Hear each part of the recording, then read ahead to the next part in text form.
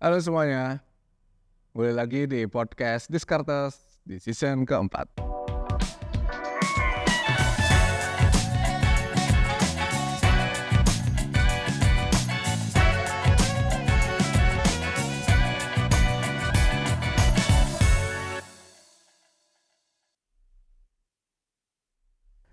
Buat teman-teman, di season keempat ini kita akan ngebahas tetap berhubungan dengan keuangan, meliputi financial planning, asuransi, investasi tentu saja.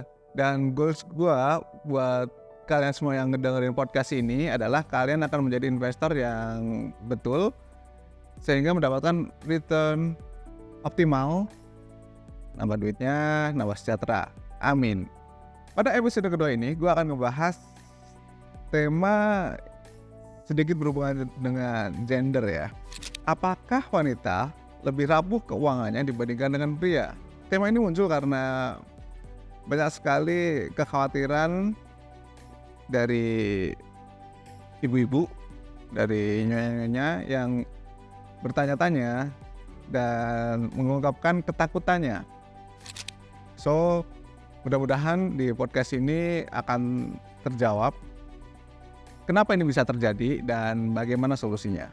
Sebetulnya gue gak akan bilang rapuh ya, karena menurut gue memang lebih challenging.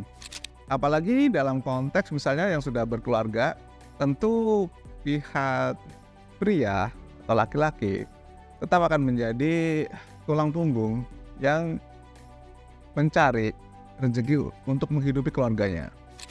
Namun apabila kita melihat secara umum ya, antara individu pria dan individu wanita ketika mereka berjalan sendiri-sendiri, memang betul secara keuangan akan lebih riskan si individu wanita ini. Ini bukan hal yang negatif, bukan sesuatu yang gender equality gitu ya, bukan perkara itu. Tetapi gue akan jelaskan lebih lanjut karena ada hal-hal yang memang bawaan gitu, hal-hal yang memang tidak bisa dihindari. Gue akan memakai dari poin yang pertama adalah sudut pandang asuransi ini, yang kelihatan secara nyata, secara angka ya, pria dan wanita di usia yang sama, katakanlah 35 tahun, 40 tahun ya, datang ke agen asuransi untuk meminta asuransi kesehatan. Besar kemungkinan premi yang harus dibayarkan oleh pihak wanita akan lebih mahal daripada pihak pria. Kenapa itu bisa terjadi? Karena gini, secara biologis dan secara data, ternyata ditemukan bahwa wanita itu memiliki kehidupan yang lebih panjang daripada pria. Nah, jadi yang cowok-cowok hati-hati tuh, kehidupannya bisa lebih pendek daripada si wanita, daripada pasangan kalian. Namun, dalam perjalanannya, kesehatan dari wanita ternyata lebih rentan daripada pria. Balik lagi, ini ke unsur biologis ya. Banyak hal-hal yang harus dijaga oleh wanita dibandingkan dengan pria. Fisik, hormon antara pria dan wanita berbeda. Misalnya nih ya, lebih banyak wanita terkena kanker payudara dibandingkan dengan pria, itu udah otomatis. Jadi dari situ udah kelihatan bahwa secara asuransi premi yang dibayarkan pasti berbeda jauh.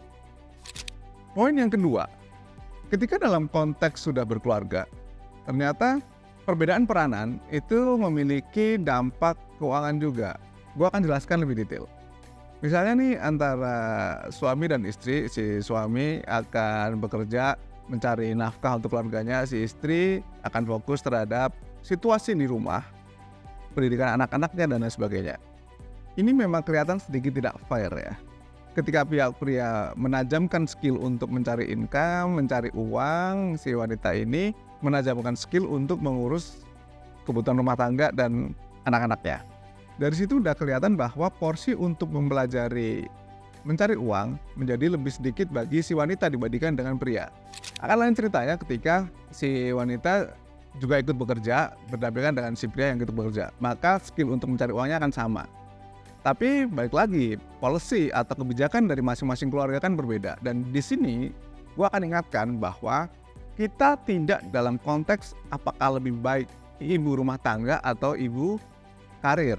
Itu kita tidak memperdebatkan karena kedua hal itu sangat berbeda antara masing-masing keluarga, antara satu dan lainnya ya.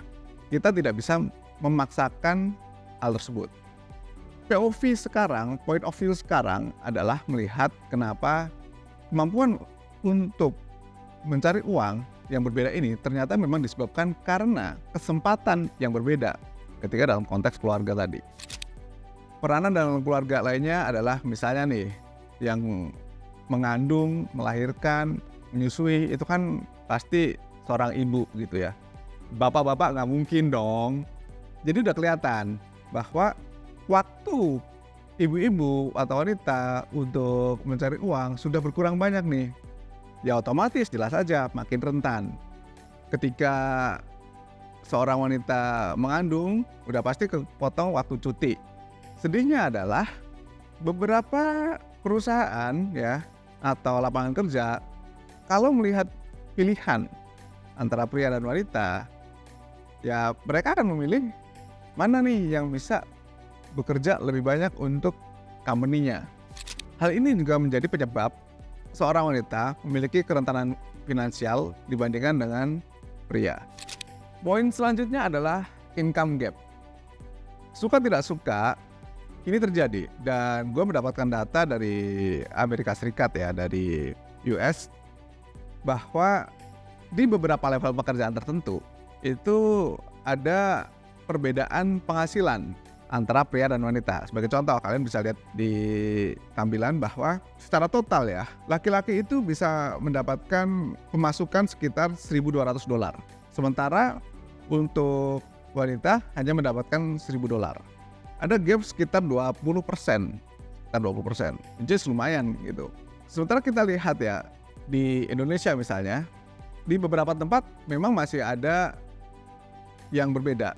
Ya suka tidak suka memang itu yang terjadi untuk saat ini. Tetapi beruntungnya adalah kondisi demikian makin lama makin terkikis. Makanya di beberapa kantor, di beberapa industri sudah ada kebijakan bahwa 30% itu harus diisi oleh wanita, which is ini menurut gue adalah satu kebijakan yang bagus. Untuk apa? Bahwa kesempatan itu akan menjadi semakin sama.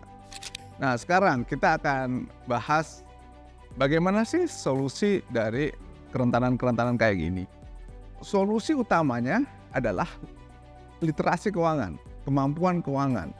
Ini semacam trade-off sih. Misalnya waktunya lebih banyak di rumah dibandingkan dengan di tempat kerja gitu ya.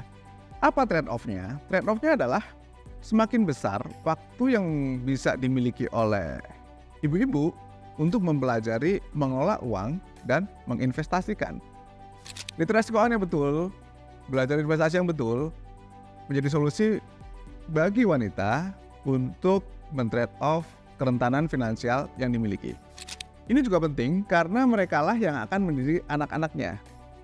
Untungnya sekarang juga banyak gerakan-gerakan empowering women kan, dimana itu juga sebuah komunitas yang oke, yang mendukung, sehingga anak-anak ini, orang-orang ini juga akan membuat teman-teman wanita lebih pintar, lebih smart dalam mengelola uangnya.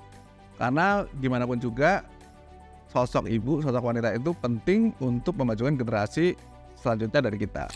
Itu aja dari gua tentang apa solusi dan apa problem, kenapa wanita lebih rentan secara finansial dibandingkan oleh pria.